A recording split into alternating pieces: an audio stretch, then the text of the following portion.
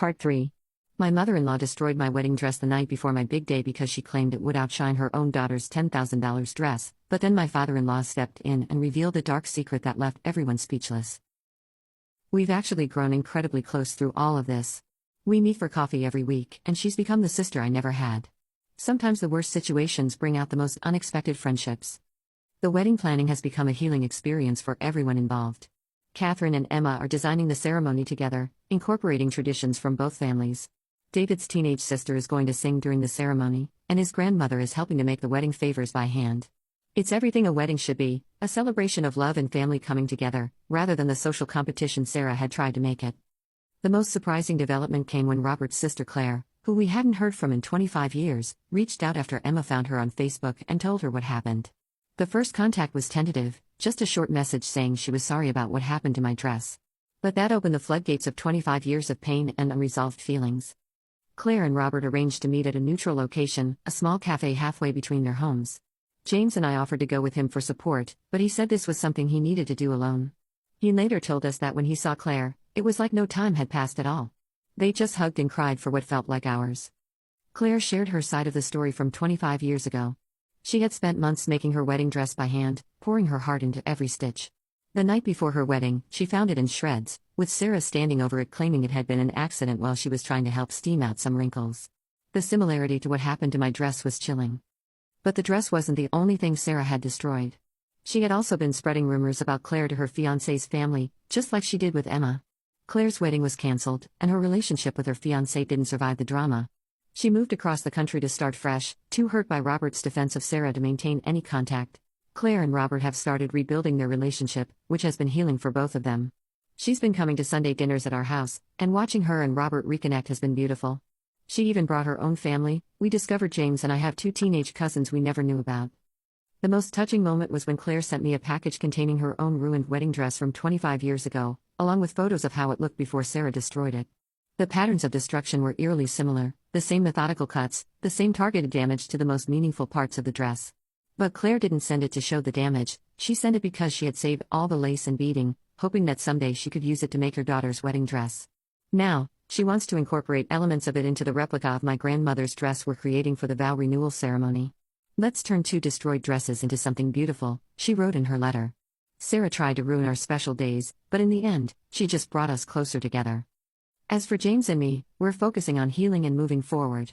The vow renewal ceremony we're planning for our first anniversary has become a symbol of new beginnings for the entire family. Claire, who is an amazing seamstress, is creating something truly special, a dress that combines elements from both my grandmother's dress and her own. She's using the 54 original pearls we saved, incorporating them into a design that tells not just my grandmother's love story, but also represents the new bonds we formed through this ordeal. Emma and David are helping with the planning, and Catherine has offered their vineyard as the venue. Robert will be walking me down the aisle this time, a gesture that means the world to both of us. Even my kindergarten students are involved. They're making paper flowers for the decorations, turning it into a class project about love and family. The most unexpected joy came last week when we discovered I'm pregnant. We weren't planning to start our family so soon, but it feels right. When we shared the news, Claire burst into tears and immediately started planning a baby quilt using fabric from both wedding dresses. This baby, she said, will be wrapped in the love of generations of strong women who overcame adversity. My grandmother used to tell me that family isn't just about blood, it's about who shows up when you need them most. This experience has proven her right in ways I never expected. We've lost some family members, but we've gained so many more. Emma isn't just my sister-in-law anymore, she's the sister I never had. Claire isn't just James's long-lost aunt, she's become a second mother to both of us. Catherine and David's family have embraced us as their own. As for Sarah, we've heard she's still in therapy and making some progress. Her therapist reached out, with Sarah's permission, to suggest family counseling sessions in the future, but we're not ready for that yet. Maybe someday we'll be able to establish a healthy relationship with her, but for now, we're focusing on protecting the peace and joy we found. The hardest lesson in all of this was learning that sometimes the happy ending isn't about fixing what was broken, it's about building something new from the pieces. James and I are creating our own family traditions now, ones built on love, respect, and genuine support. Our baby will grow up surrounded by people who understand that family is something you earn, not something you're entitled to. One of the 54 pearls from my grandmother's dress was cracked during Sarah's rampage.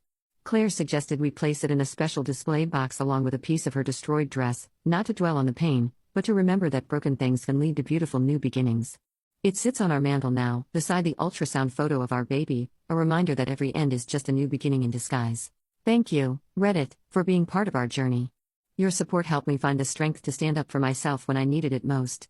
To everyone who shared similar stories, you helped me feel less alone and showed me that it's possible to find light in the darkest situations. And to those who might be going through something similar, remember that family is more than blood. Sometimes the family you choose becomes the foundation you need to build a beautiful life. Edit. Thank you for all the awards and kind messages. To those asking about the therapy resources mentioned in the comments, I've created a separate post with all the information, including the support groups that helped us through this difficult time. And yes, we're having twins. Found out at the last ultrasound, and no, Sarah doesn't know yet. Some news is just for family.